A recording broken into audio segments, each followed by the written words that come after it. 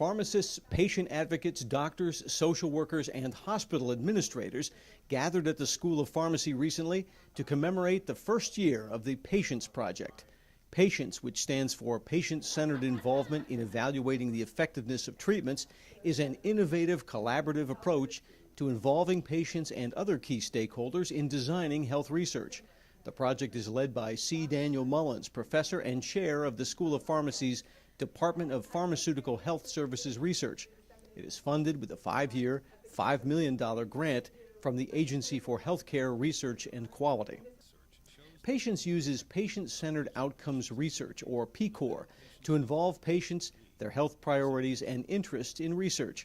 By incorporating into their studies ideas from patients and other stakeholders and addressing issues that are important to these stakeholders, researchers hope to examine topics and produce findings that will have the most impact on addressing health disparities common among underserved and understudied populations.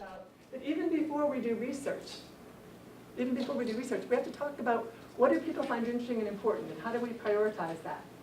The Affordable Care Act authorized patient-centered outcomes research, such as Patience, and established the Federal Patient-Centered Outcomes Research Institute to support such projects. Patience involves research scientists from the University of Maryland, Baltimore schools of pharmacy, medicine, nursing, social work, dentistry, and law, as well as the University of Maryland, College Park. It also includes partnerships with community organizations, churches, advocacy groups, hospitals, healthcare systems, and patient advocates. Representatives of all these stakeholder groups attended the Patience annual meeting on the UMB campus, discussing the project's progress, lessons learned, hopes and goals for the future, and new ideas for how to reach those goals. Llewellyn Cornelius, a professor at the School of Social Work, says the Patience Project empowers members of the community to become involved in their own care and in the biomedical research that will affect the future of healthcare.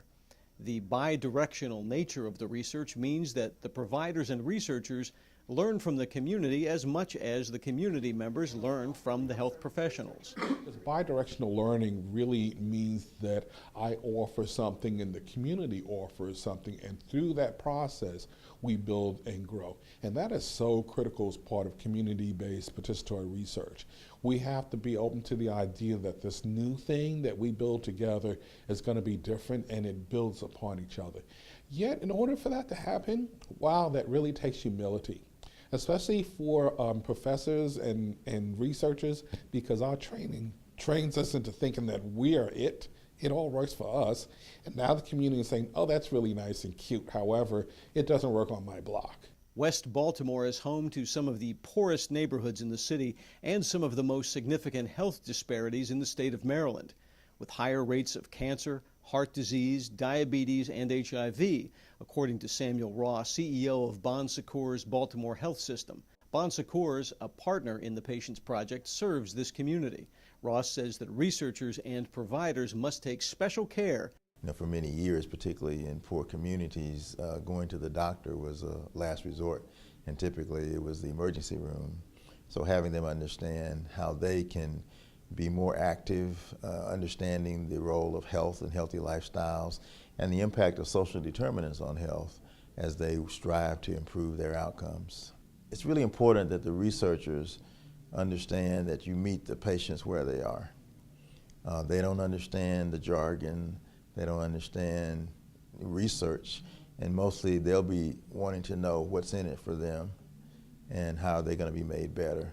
So focusing on the person, even more so than the patient, will be critical to success. Patient advocate Daniel Fry became involved in the Patience Project through his physician, Dr. David Stewart, associate professor and chair of the Department of Family and Community Medicine at the School of Medicine.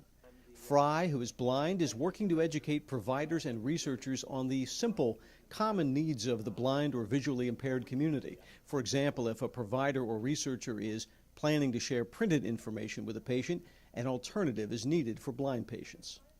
There's a lot of social misunderstanding about the nature of blindness in the world, a lot of prejudice based on simple lack of information. And so if we can explain to the medical community that blindness is just one of many characteristics and that there are a few simple, common sense approaches that make interacting with our community easier, I think the experience for blind and vision impaired people will be vastly improved. I think patients that feel that the environment is welcoming and understanding will be more inclined to access medical care. I think they will be better informed patients because they will have access to information they need. And their experience in what often can be a stressful situation just by dealing with medical situations will be improved because they won't have to deal with the residual consequences of educating people about blindness all the time. Mullins hopes that patients will have a long-lasting effect on how healthcare is studied and delivered. This is about sustainability, not about 5 years. 5 years gets us to sustainability, but we better be there before then.